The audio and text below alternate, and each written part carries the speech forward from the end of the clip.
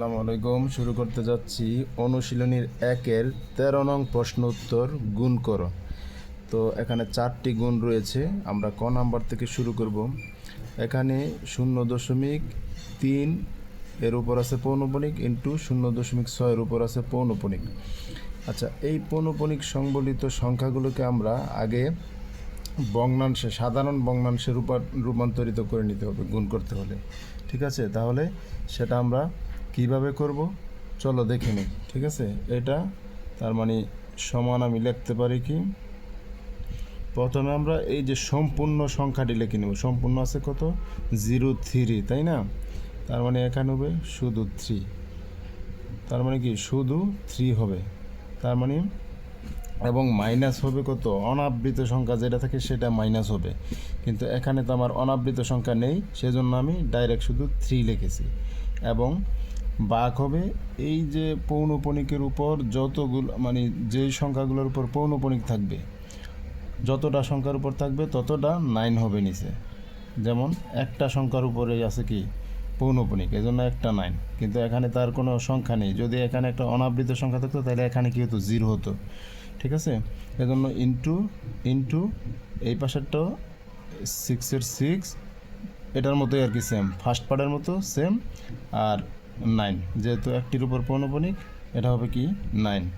তাহলে সমান আমরা কি করতে পারি, এই 3কে 9 দ্বারা কি করতে পারি, ভাগ করতে পারি। 3-3-কে 3-একে 3, আর এখানে হচ্ছে কি 3-3-কে 9, আর এখানে 3-একে 3, 3-দুগুণে 6, আর 3-3-কে হচ্ছে কি 9, সমান তাহলে 3-3-কে 9 লিখতে পারি। এখানে 3-3-কে 9, আর 1 আর 2-তে গুণ করলে হচ্ছে কি 2, তাই না?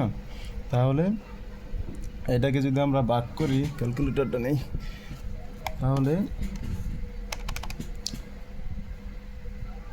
2কে যদি আমরা 9 দিয়ে ভাগ করি, 2 ভাগ 9 ইকুয়াল টু 2.2222 আসতে আছে। ঠিক আছে, তার মানে সমান সমান 0.222 ডট ডট ডট ডট।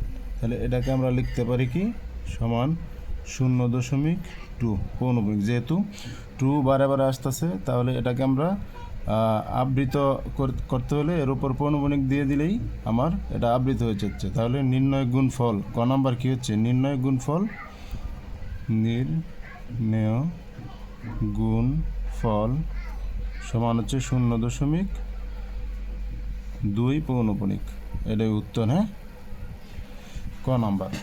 খতে আমরা লিখতে পারি কি, খ আসল 2.4 পৌনঃপুনিক ইন্টু 0.81 পৌনঃপুনিক সমান আমরা লিখতে পারি কি, সম্পূর্ণ সংখ্যাটি প্রথমে আমরা লিখে বলবো নির্দ্বিধায়।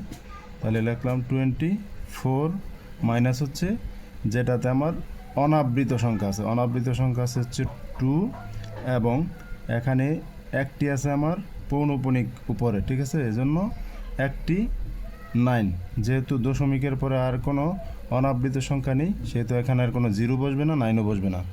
পরে হচ্ছে আমার ইন্টু, প্রথমে সম্পূর্ণ সংখ্যা লিখে দেবো 81 মাইনাস হচ্ছে আমার 0 কেন, কারণ হচ্ছে এখানে আমার কোনো এই পূর্ণ সংখ্যা নেই, এই যে এখানে কোনো কি নেই, পূর্ণ সংখ্যা নেই, যার জন্য আমার এখানে 0। ঠিক আছে, তার মানে আবার একটি হচ্ছে দশমিকের উপর পৌনঃপুনিক আছে দশমিকের পর। তাহলে এখানে যেহেতু আমার পৌনঃপুনিক দুইটা, এটা পৌনঃপুনিক মানে দুইটাই যেহেতু পৌনঃপুনিক, কোনো অনাবৃত সংখ্যা নেই, সেহেতু এখানে 0ই থেকে যাবে, কোনো সংখ্যা মাইনাস হবে না। এবং এই এখানে দুইটা সংখ্যাতে আছে পৌনঃপুনিক, এজন্য 2টা 9 হবে নিচে, 9 9। অনাবৃত কোনো সংখ্যা নেই, এজন্য নিচে কোনো 0 হবে না। ঠিক আছে, তাহলে যেহেতু সমান সমান আমরা লিখতে পারি 22/9 ইন্টু 81/99। এখানে 9 দ্বারা 81কে যদি আমরা কাটাকাটি করি, 9 নঙে 81, এবং 22কে আমরা যদি 11 দ্বারা কাটাকাটি করি, 11 দুগুণে 22, আর 9 11 হচ্ছে 99, তার মানে 11, ঠিক আছে। তারপরে আমরা কি করতে পারি, 9 না, তাহলে আমরা এই 9 দ্বারা 81কে 9 11 99, 9 9, 9 নং 81 ভাগ করলাম, এবং এই 9 দ্বারা 99কে ভাগ করলাম, 9 11 99, 9 কাটা গেল, এবং এই 11 দ্বারা আবার 22কে আমরা কাটাকাটি করব, 11 দুগুণে 22, ঠিক আছে। তাহলে আমার এখানে রইল কত, 2। তাহলে নির্ণয় গুণফল